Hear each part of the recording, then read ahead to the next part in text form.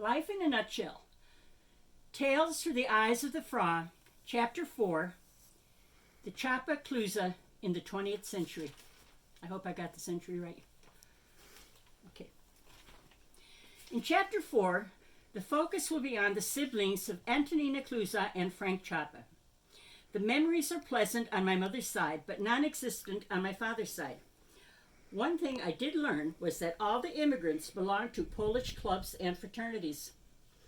Ludwik Clusa, my grandfather, was born in Riglice, Poland in 1836, 100 years before I was born.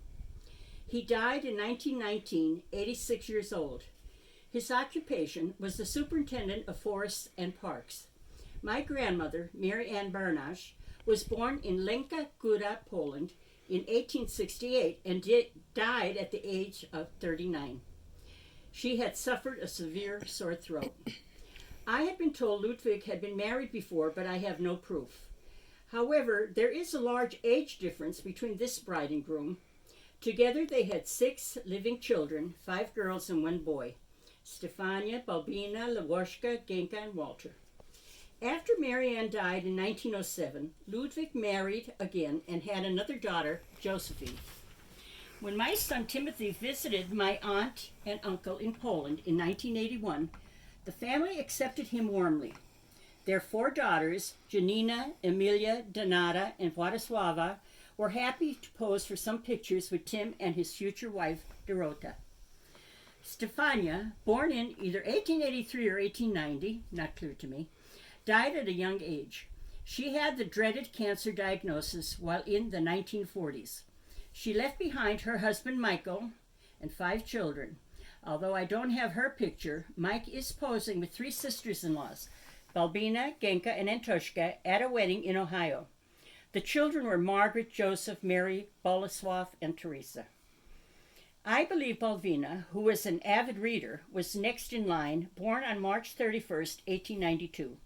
She lived in Ohio and came for long visits to Taylor to visit her sisters, Antonina and Genka. She stayed with Genka, but walked the half-block daily to visit Antoshka.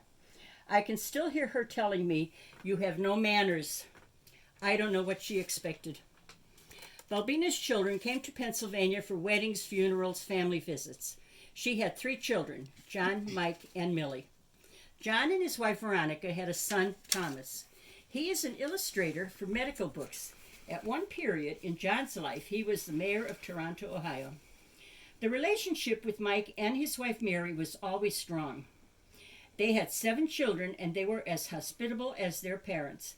The children were Bernadette, who died as an infant, Frankie, Barbara, Elizabeth, Edward, Anthony, and Marion. Balbina's daughter Millie had 4 children with her first husband, Bill. They divorced, and one of her sons passed away in 2004, suffering a heart problem. She did remarry and was happy living in Florida. Her other children were named Bob, Richard, and Sandy. Chutka Lwośka, born in 1896, was the most fun. She lived in Ohio, Pennsylvania, and New York. She was widowed at a young age. John, her husband, died in 1931. She did remarry in 1950, but this husband died in 1951. Lwośka's children, Josephine, Leo, John, and Betty, were also warm people. Leo was not familiar to me, but Josephine, John, and Betty remained with close ties. Leo had 3 children with his first wife, Helen, and 3 children with his second wife, Mary. He had owned lake property in upstate New York and years later settled in Florida. John had 4 children, and after his wife Amelia died, he married Jeanette. He also lived in New York State. Melanie has passed, and the other children, Jackie, Anne-Marie, and Teresa, lived in New York State. I did attend Betty's wedding in New York State. Henry Roscoe was also a Scrantonian who relocated to find employment in New York. I also attended a wedding of one of her children, and I remember having a good time. This is a very welcoming family. Josephine, an older daughter of Lwośka, had 3 daughters with her husband, Ben. They were closer in age to me than my first cousin. Joanne, Carol, and Judy have been a very close-knit ties. They're very special to me. When I mention closer in age, I remind myself that my mother was second youngest of the Clusas, not counting the new member of the family, Josephine. My mother and father's children were spaced, which meant Ted and I were kids when cousins were marrying and starting their own families. The best example for this is Ted being a first cousin to Irene, whose mother was born in 1905, and Joanne was a second cousin. They were ring bearer and flower girl at Irene's wedding in 1946. I can remember Chutka Lewushka spending overnights with her. When I think of meals, I remember cream of wheat. This to me was a treat. My mother loved mother's oats. When Uncle Jeep went to the racetrack for the Travers, he did take my children for company, one at a time. They always came home with corn, apples, and krishchiki from Chutka Lewushka, a welcome treat. I also remember her love of jelly beans, carrying them around in her apron pockets.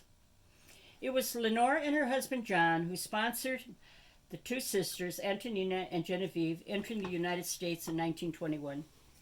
Because Chutka Genka lived up the street from me, I knew her the most. She and her husband Frank owned a business, a beer garden, cafe restaurant called Nurch's Cafe. Dances with the Live Polka Band were held on Saturday night, and the neighbors would look in the windows, having a cheap fun outing. You could sit on the grass, buy a piece of pizza or pierogi, and even dance in the alley. After all, this was before air conditioning. The bar had a beautiful shuffleboard, and we kids were allowed to play if there were no customers present. Genevieve was tall, 5'9", a beautiful woman.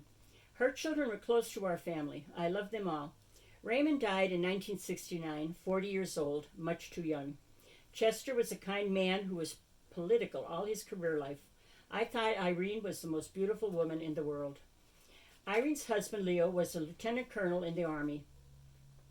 He started the ROTC program at main campus, Penn State.